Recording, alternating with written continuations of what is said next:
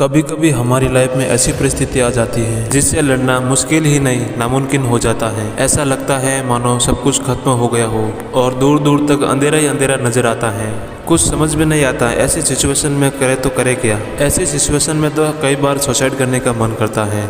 हालात तुम्हारे चाहे जैसे भी क्यों ना हो, परिस्थिति आपकी कितनी भी बुरी क्यों ना हो, एक बात हमेशा याद रखना, ये जो वक्त है यह भी बीत जाएगा। बुरे दिन बीत जाएंगे, अच्छे दिन ज़रूर आएंगे। एक बात अपनी लाइफ में हमेशा याद रखना, कुछ कर गुजरने की अपॉर्चुनिटी आपको इसी टाइम पर मिलती है।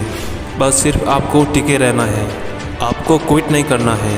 जो लोग विनर बनते हैं वो कभी भी क्विट नहीं करते हैं और एक दिन वो विनर बन के ही रहते हैं। जो लोग क्विट करते हैं वो अपनी लाइफ में कभी भी विनर नहीं बनते। आप क्या चाहते हैं? आप एक एवरेज लाइफ चाहते हैं या एक स्टैंडर्ड लाइफ चाहते हैं? आप चाहते हैं जब आप सड़क पर चले तब आपको कोई नोटिस करे, या चाहते हैं जब आप सड़क पर चले तब आपको कोई नोटिस ना करे, आपको सब अनदेखा करे? जब आप सड़क पर चले तब लोग कहे यह आदमी कुछ नहीं कर सकता, या जब आप सड़क पर चले लोग कहे कि यह आदमी कुछ न कुछ बड़ा करेगा। लेकिन इतना सब कुछ आप कैसे करेंगे?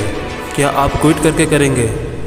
मर जाना, कुछ भी हो जाए लेकिन क्विट कभी मत करना। आपका समय आज बुरा है, कल और बुरा होगा, लेकिन आपका आने वाला समय है वह बहुत अच्छा होने वाला है। मेरी शर्त बस इतनी है कि आप अपने लाइफ में कभी भी क्विट मत करना।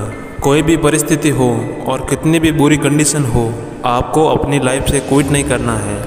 प्रगति चाहती हैं कि इंसान इन परिस्थितियों से लड़े, संघर्ष करे, मजबूत बने। इसीलिए ये परिस्थितियाँ हमारे सामने आती हैं ताकि हम और मजबूत इंसान बन सके। इसलिए आपके साथ कुछ न कुछ गलत होता रहता है। ये सिर्फ आपके साथ नहीं बल्कि दुनिया के हर इंसान के साथ ये परिस्थितियाँ बनती और बिगड़ती रहती हैं। हम इसमें कुछ नहीं कर सकते। हमारा सिर्फ एक ही कर्तव्य है कि हमें अपने रास्ते पर टिके रहना है।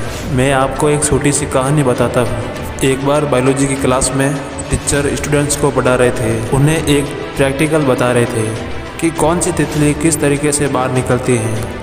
और इस प्रैक्टिकल को सभी स्टूडेंट को दिखाने के बाद वो टीचर क्लासरूम से बाहर की तरफ निकल जाते हैं और बोल के जाते हैं कि कोई भी इस तितली की मदद नहीं करेगा।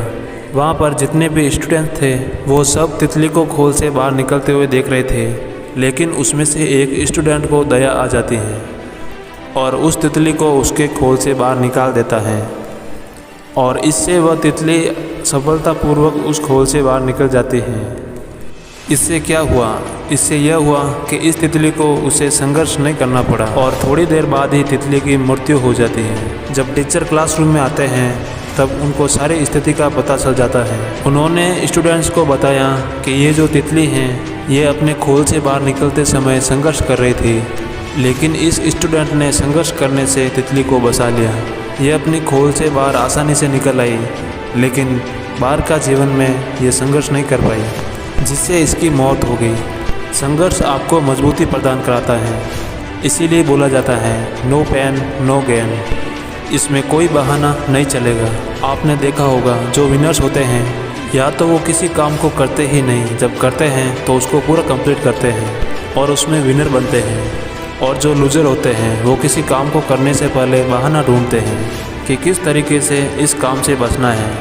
अगर उनको बहाने बनाने के लिए बोला जाए तो वो एक काम के पीछे हज़ारों बहाने बना लेते हैं। मेरी तो किस्मत ही ऐसी है, मेरे साथ ही ऐसा क्यों होता है? मेरी एज बहुत कम है, मेरी हाइट बहुत कम है, मैं काला हूँ, मैं सुंदर नहीं हूँ, लोग मुझे पसंद नहीं करते, मैं ज़्यादा पढ़ा लिखा नहीं हूँ, मेरे पास टाइम नहीं है, मेरी आवाज़ गंदी है, मेरे पास ये नहीं है, मेरे पास वो नहीं है, काश ऐसा होता, काश वैसा होता।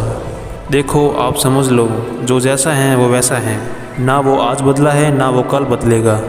जब तक आप अपने आप को नहीं बदलोगे, जब तक आपकी लाइफ में कोई चेंज नहीं होने वाला, कोई आपकी लाइफ में जादू नहीं होगा।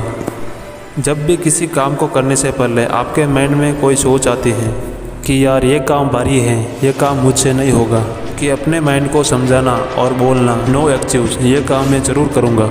जहाँ भी आपका वर्क प्लेस है, जहाँ भी आप काम करते हैं, कि जहाँ भी आपका स्टडी रूम है, उसमें आप बड़े बड़े अक्षरों में लिखकर चिपका दें नो एक्सक्यूज। फिर आप देखना लाइफ कितनी जल्दी बदलती हुई आती। तो आपसे मुलाकात होगी नेक्स्ट वीडियो में। जय हिंद, जय भारत।